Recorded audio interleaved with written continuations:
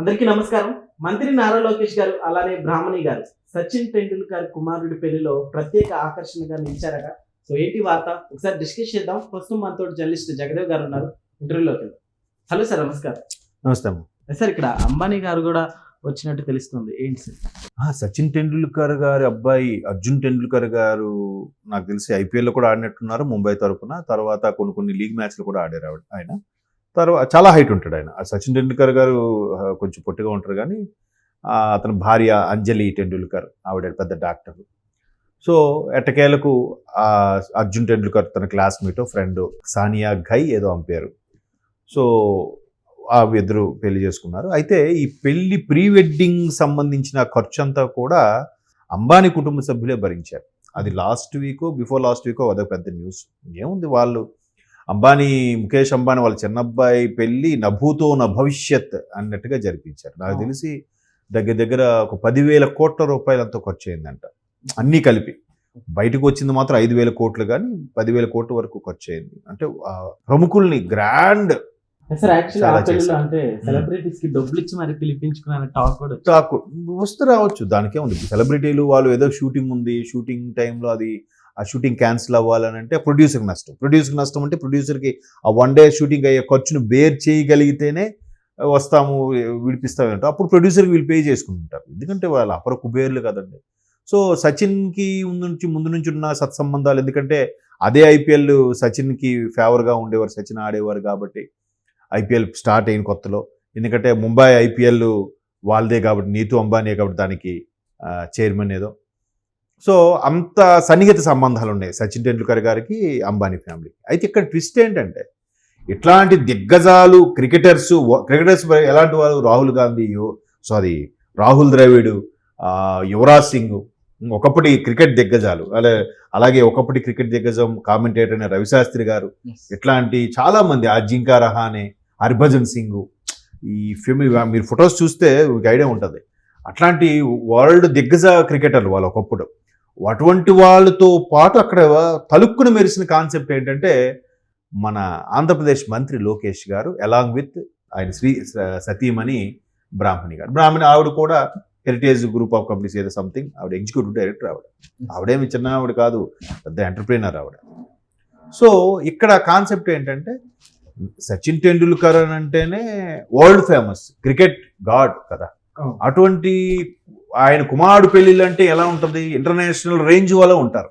Maximum national వేడి కూడా ఉండదు వాళ్ళ దగ్గర. సో అలాంటి ఇంటర్నేషనల్ రేంజ్కి ఇక్కడ మంత్రి లోకేష్ గారు తలుపుకుని మెరడం చాలామంది నోర్లు మూయించారు, అవాక్కయ్యారు. ఇప్పుడు జనరల్గా ఏదో రష్మిక విజయ్ దేవరకొండ పెళ్ళి అయింది అంటే వస్తారేమో, లేదా అక్కడ తలపతి విజయ్ పెళ్ళో, లేకపోతే ఇంకెవరి పెళ్ళో, ఏదో రజనీకాంత్ గారు అమ్మాయి పెళ్ళో అంటే ఓకే, లేదా ఒక కేంద్ర మంత్రి కుమారుడు కేంద్ర మంత్రి కొడుకు పెళ్ళి అని అంటే ఓకే. కానీ ఇక్కడ సచిన్ టెండూల్కర్ అంటే రాజకీయాలకి పరిమితం, అతీతుడు ఆయన, రాజకీయాలతో సంబంధం లేదు. పైగా ఎటువంటి వివాదాలు లేవు ఆయన మీద, వివాద రహితుడు సచిన్ టెండూల్కర్ అంటే అంత ఇష్టం అందరికీ. సో ఆయన కుమారుడు పెళ్ళికి లోకేష్ గారు ప్రత్యక్షమవడం అనేది, అబ్బా వీళ్ళకి సంబంధం ఏంటి, సచిన్ పెళ్ళికి లోకేష్ వెళ్ళారా, ఏదో ఎరిగిందిరా. ఇప్పుడు ఈ సోకాల్డ్ లోకల్గా ఉండి ఆయన మీద బురద జల్లేసి, లోకేష్ గారికి సరిగ్గా మాట్లాడమే రాదు, పప్పు గిప్పోని పేర్లు పెట్టేసి ఎన్ని విమర్శ చేసిన అందరికి ఇప్పుడు ఒకసారి ఆ పెళ్లి వేడుకలో చూస్తే అవాక్క. ఇప్పుడు ఒక్కొక్కరికి నోట మాట పడిపోయిందంట. ఎందుకు, పెళ్లికి వెళ్ళడమే కాకుండా ముఖేష్ గారు కోరొచ్చి లోకేష్ గారిని పలకరించడం, ఆయనతో చాలాసేపు ముచ్చరించడం, వాళ్ళిద్దరూ మాట్లాడుకుంటుంటే వెంటనే జైషా గారు రావడం. జైషా గారు అంటే బీసీసీఐ ఐసీసీ వాళ్ళ ఆధ్వర్యంలో ఉంది, మన అమిత్ షా గారు అబ్బాయి. అంటే ఏ రేంజ్ వాళ్ళు వీళ్ళంతా, వాళ్ళు సాదాసీదాగా చిన్నగా ఊర్లో పెళ్లిళ్ళకి లేదంటే వీధిలో పెళ్లిళ్ళకి వచ్చే మనుషులు కాదు, అంత బిజీ పర్సన్స్. వాళ్ళు లోకేష్ గారి దగ్గరకు వచ్చి చాలాసేపు మాట్లాడి డిస్కస్ చేసి ఆ విషయాలు ఈ విషయాలు మాట్లాడి కెమెరా అంతా కూడా వాళ్ళ మీద రన్ అవుతుంది. అసలు పెళ్లి కొడుకు అర్జున్ టెండూల్కర్ అక్కడ ఉన్నాడు, ఆయన భార్య సానియా అక్కడ ఉంది, సచిన్ టెండూల్కర్ క్రికెట్ గాడు. అంటే వీళ్ళు సంభాషణ వచ్చేసరికి కెమెరా వ్యూ అంతా వీళ్ళ మీద ఉందంట. అంటే ముఖ్యమంత్రిగా చంద్రబాబు నాయుడు గారు అందరికీ తెలియచ్చు, ఉప ముఖ్యమంత్రిగా పవన్ కళ్యాణ్ గారు అందరికీ తెలియచ్చు ఇండియా వైడ్గా. బట్ లోకేష్ ఓకే నాయుడుజీ అబ్బాయి లేదా ఏపీ ఒక మంత్రి అని ఒక ఇమేజ్ ఎట్లా సాధ్యం? ఈయన ఎన్ని సత్సంబంధాలు ఎన్ని పబ్లిక్ రిలేషన్స్ మెయింటైన్ చేయకపోతే ఇది సాధ్యమవుతుంది చెప్పండి. సో ఎక్కడికి వెళ్ళినా కూడా వాళ్ళకి తగ్గట్టుగా వాళ్ళతో మలుచుకొని మాట్లాడడం, ప్రవాస భారతీయులు ఏ దేశం వెళ్ళినా ప్రవాస భారతీయులు అక్కడ ఉంటే వాళ్ళతో ఒక మీటింగ్ పెట్టడం, వాళ్ళతో సరదాగా ముచ్చటించడం, సరే మీ వల్ల భారతదేశానికి ఏం ఉపయోగపడుతుంది, మన ఆంధ్రప్రదేశ్కి ఏ విధంగా పెట్టుబడులు తీసుకొస్తారు ఏంటని మాట్లాడటం.